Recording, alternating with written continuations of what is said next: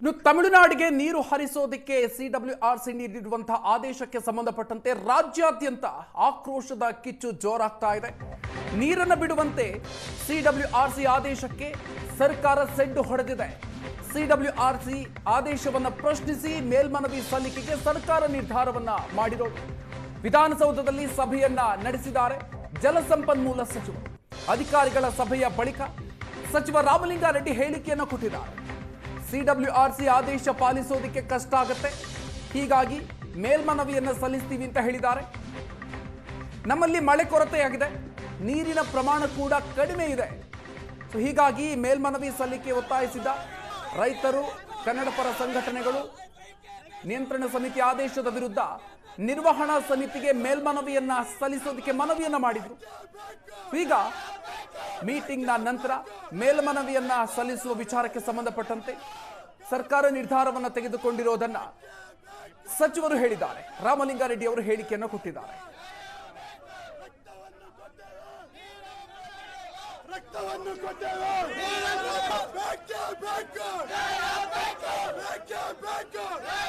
Meeting ಅಲ್ಲಿ ಆರ್ಸಿನಲ್ಲಿ ಸಿಡಬ್ಲ್ಯೂಆರ್ಸಿನಲ್ಲಿ ಇವತ್ತಿಂದನೇ ಅಂದರೆ 29/7 ಇವತ್ತಿಂದನೇ ಬೆಳಿಗ್ಗೆ 8 ಗಂಟೆಯಿಂದನೇ 3,500 ಕ್ಯೂಸೆಕ್ಸ್ 15 ದಿನಗಳ ಕಾಲ ಬಿಡಬೇಕು ಅಂತ ಆದೇಶ ಮಾಡಿದ್ದಾರೆ.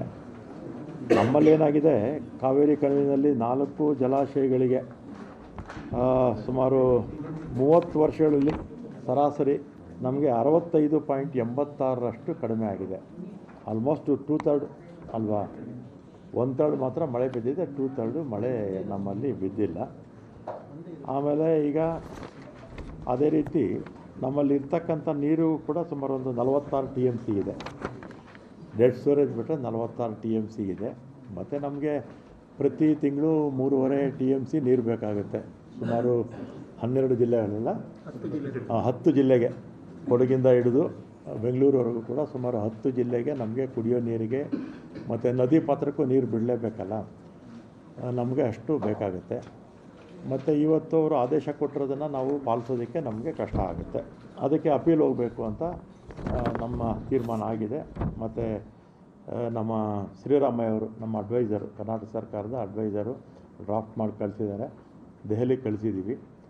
ನಮ್ಮ ವಕೀಲರು ಕಾತರ್ಕಿಯವರು ಡ್ರಾಫ್ಟ್ ಅಪ್ರೂವ್ ಮಾಡಿ ಕಳಿಸಿದರೆ ಇವತ್ತೇ ಅಪೀಲ್ ಆಗ್ತದೆ. ಅಪೀಲು ನಮ್ಮ ACS ಅವರು ಅಪೀಲು.